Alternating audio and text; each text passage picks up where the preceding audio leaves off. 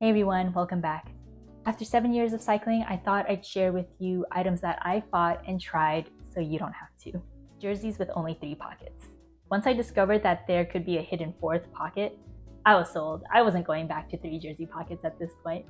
The convenience of having a discreet pocket with a zipper to hold small items like keys and chapsticks makes my life a whole lot easier. Often the zipper is lined with some kind of plasticky material to keep whatever's in there mostly dry.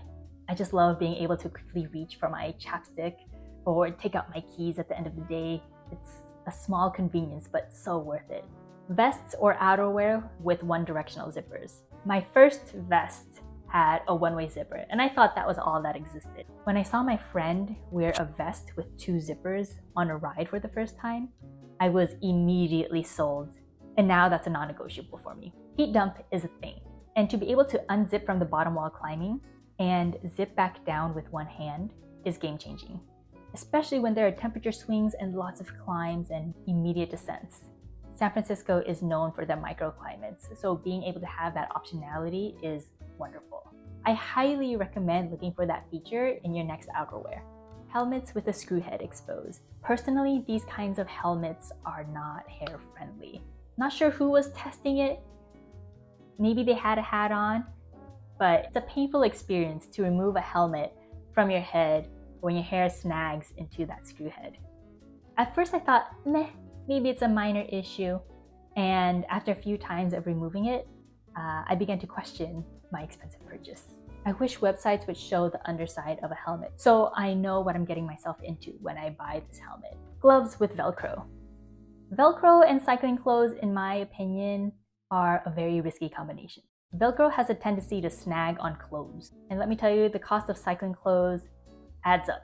I'd rather not take the chance of having cycling gear and Velcro interact in any way. So now I look for gloves just strictly without Velcro. That's my non-negotiable. This tip is for the ladies. Even though bras with a clasping system makes it easy to take on and take off, the fact that it frequently comes off for me is an issue and makes it a nuisance whenever I go on a ride. Ladies, have you had this issue before where the clasp would get undone? Or is that just me? Now I make sure that in my next sports bra, it's going to be all elastic on the outside or have a more secure system. Aluminum Amazon bottle cages. I paid $15 per bottle cage on Amazon because it looked good and it was cheap. So I figured, oh, it might work. 3 months later, my bottles looked like they were coated with lead. When you're constantly sliding the bottle in the cage, the coating can actually come off. And that's not for all bottle cages, it's just the one that I experienced on Amazon. This can transfer onto your clothes or even in your mouth when you're eating and you just couldn't get your hands clean. I recommend investing in bottle cages. They're important. You want something secure, you want something that doesn't rust or have the coating wear off. It can go up to $50 per bottle cage.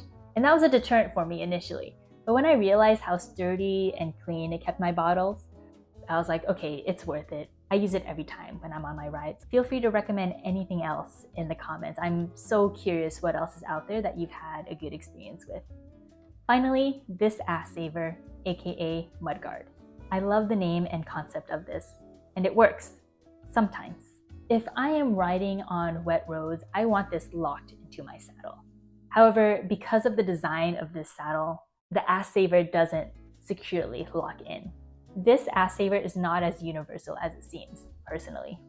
Thankfully, the company released a more secure version that attaches to your bike frame. I would recommend getting this one if you're looking for an ass saver / mudguard. There you have it. Now I want to hear from you.